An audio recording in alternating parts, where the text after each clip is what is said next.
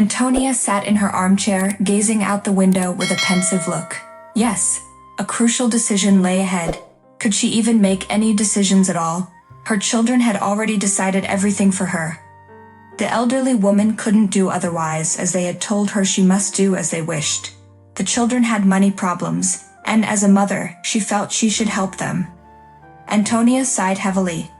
I need to start packing things slowly.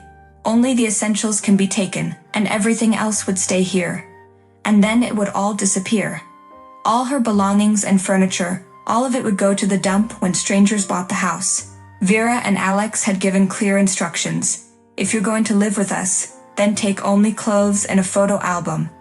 But what about my knitting and everything else? I have so many things I want to keep. How will I leave everything behind? Antonia asked, but Vera replied disapprovingly. No, Mom, only the essentials. Maximum 2 suitcases, there's no room to store all that old stuff. Antonia realized she would have to part with everything that was important to her. Of course, it didn't matter to the children. But for her, it was memories, and she felt very sad about it. Vera and Alex gave her a week to pack, and then they would put the house up for sale. The children assured her that if it weren't for money problems, they would have left the house to their mother, but they really needed the money. So they persuaded her to sell the house. They said they wouldn't abandon her, that she would live with them. True, they hadn't decided yet with whom exactly, but they assured her that the elderly woman wouldn't be left on the street. Antonia didn't care who she lived with, as long as her children didn't abandon her. All week, Antonia walked through her house, gathering the essentials. Each item evoked memories, and it was difficult for the woman to part with her cherished belongings. She packed 2 suitcases of clothes, another bag with new bed linens and porcelain figurines. Of course, the bed linens weren't exactly new. They had been lying around for years, unused. Antonia thought her children could use them, and the porcelain figurines were very beautiful. It would be a shame to throw them away. The children probably wouldn't refuse to accept them as a gift. A week later, the children came for Antonia. Vera was displeased that her mom had so many suitcases.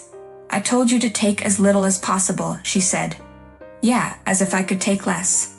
I packed a 3rd suitcase for you with bed linen and porcelain figurines, Antonia objected. Vera wanted to say something to her mother but changed her mind. Fine, we'll take 3 suitcases, she replied.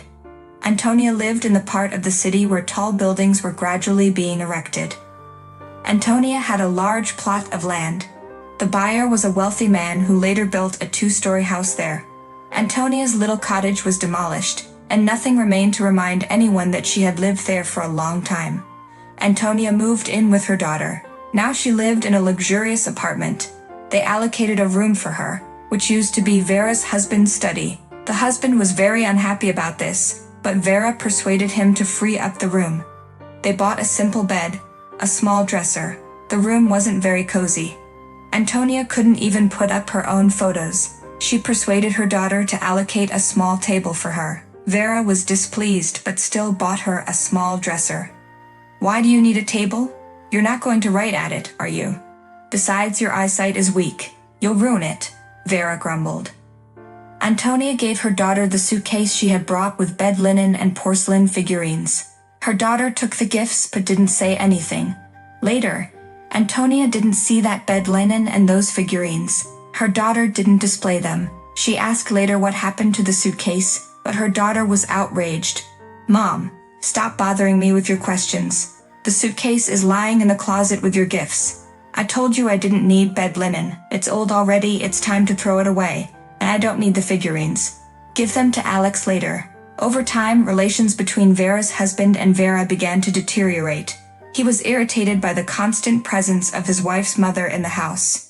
Vera started to get angry with her mother, who was constantly getting in the way. She called her brother and told him to take their mother for a while. She's your mother too. Let her live with us in turn. It's your turn now. So take her, she told her brother. Alex was unhappy but agreed, and Antonia moved in with her son. Nobody asked for her opinion. The children just decided for her.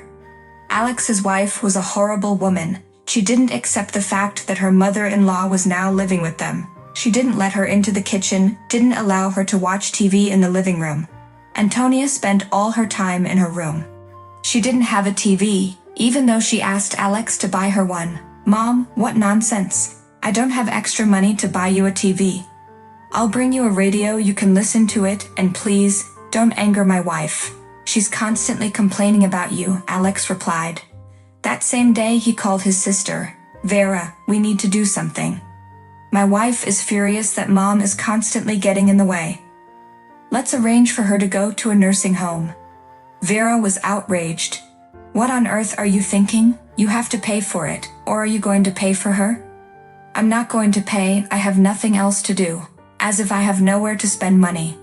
"Well then, take her in yourself. I'm tired of her already. She comes to the kitchen like a ghost. Looks at us with such a pitiful look, as if we owe her something, as if she's accusing us of something." "I'm tired of it all," Alex replied. "No, I'm not going to take her back. She's lived with me long enough, and it's your turn for a month. Let's think about where to send her. We can't just throw her out onto the street. After all, she's our mother," Vera said. "If I had known it would be this difficult, I wouldn't have agreed to sell the house," Alex sighed. "But you were the one who insisted on needing the money. Why didn't you think about where to put Mom? I warned you that she's resilient and will live for a long time. And now she's going to torment us," Vera shouted. "Then you should have warned me better." "I didn't know it would be this hard," Alex sighed. The brother and sister never came to any agreement. Antonia remained with her son for now. The elderly woman began to realize that she was absolutely unnecessary to her children. She understood that no one had ever loved her in this world. She had made a terrible mistake by allowing her children to sell her house. Now she had nothing left, and nowhere to go. She had lost everything she had, and she wasn't even needed by her own children. Antonia decided to visit her neighbor, who lived near her former house. Alex and his wife weren't home, so she grabbed her bag and headed to the bus stop by herself. The elderly woman didn't know which bus went to that area, but she decided she would ask people. She left her phone at home anyway, no one would call her, and no one would look for her. Kind people told her the bus number that went in the right direction. She safely made it to her destination. When she saw that instead of her old rundown house, there stood a magnificent mansion with a tall fence protecting it from prying eyes, she was deeply saddened. Nothing reminded her of the time when she lived here. Antonia felt tears welling up in her eyes. What had she done? How could she have gone along with her children, who treated her so cruelly? Her head spun, and she leaned against the high fence. After a minute, she heard an annoyed voice. "Hey, move away from here. Found yourself a place to rest. Quickly get out of here, drunkard, or I'll call the police, and they'll take you where you belong." The elderly woman looked up and saw a tall young man standing in front of her, scowling at her. The old lady didn't say anything to him but moved her hands away from the fence and stepped back. Then she stumbled over a stone and fell. She cried out loudly and heard a familiar voice. "Antonia, is that you? What's going on? Why are you being so careless?" Her former neighbor Linda rushed over to her. Linda helped the woman to her feet. Luckily, Antonia hadn't broken anything, but she twisted her ankle. It hurt to walk. "Let's go to my place, I'll help you," Linda said. She led the woman to her house. Antonia limped, her leg hurt a bit. She couldn't see in front of her because of the tears streaming from her eyes. Linda gave her some tea, served with a delicious cake. After 40 minutes, Antonia calmed down and could speak normally. Linda didn't ask her anything at first. She waited until the woman could tell everything on her own.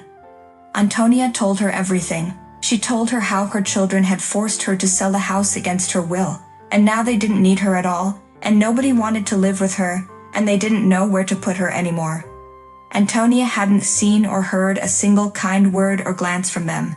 It wasn't life, it was constant torment. Linda looked sadly at Antonia. She felt so sorry for the elderly woman. There was a 5-year age difference between them, but Antonia looked like a completely frail old lady. It was clear that the woman had aged a lot recently. Nobody cared about her. What injustice had befallen this woman? She had 2 children, but they had grown so heartless. Having relatives, this woman was so lonely. Determination shone in Linda's eyes. She knew what to do. She wouldn't abandon this woman. Linda took Antonia's hand and said, "You know what? I'll tell you something now. You won't be alone anymore. My son is going to take me to his village. He has a big piece of land there and he built a nice house, and he's taking me with him to live in his old house next to him. I want to take you with me. The house is small but nice and will fit just fine there together. I'm sure my son won't object. He has 4 children. You and I will take care of them, help my son, maybe even plant something in the garden. I'm sure we won't be unwanted there. He has a wonderful wife, Mary. She has always been friendly and kind to me, and she has never mistreated me. And she really wants me to move there with them. So what do you think about this idea? I'm sure everything will work out for the best. And you can tell your children that you're leaving with me. They won't bother us anyway. Antonia listened attentively to her neighbor. There was such determination in this woman's voice. Her tone sounded so gentle, and Antonia felt hopeful when she heard Linda's phrase about her children. The elderly woman shook her head disapprovingly. No, I don't want to say anything to my children. Let them not even know where. Let them think I've disappeared or that I'm no longer alive. I don't want them to know anything about me. They'll only be glad if I disappear from their lives. They hurt me deeply, Antonia said, tears welling up in her eyes again. Linda patted her shoulder. All right, whatever you say, just don't cry anymore. I'll call my son now. Tell him everything, we'll see. He's a good guy, he'll never abandon us, she said. 3 months passed. Now Antonia lived in the village with Linda in a small and old but very cozy cottage. The women got along great. Linda's son, Victor, took care of them.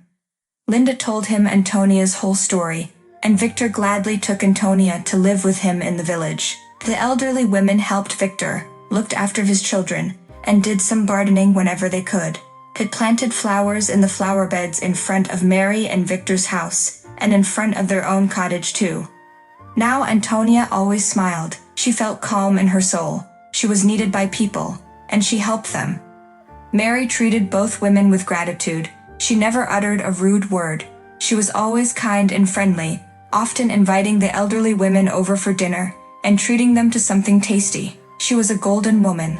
Antonia was grateful to the strangers who took her in and cared for her. Now she was happy, sometimes thinking about her children who lived somewhere far away and knew nothing about her.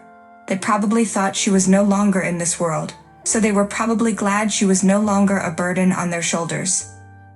Linda several times suggested to her that Antonia inform her children of her well-being, but Antonia was firmly set against it. She didn't want to see her children, who had treated her so poorly.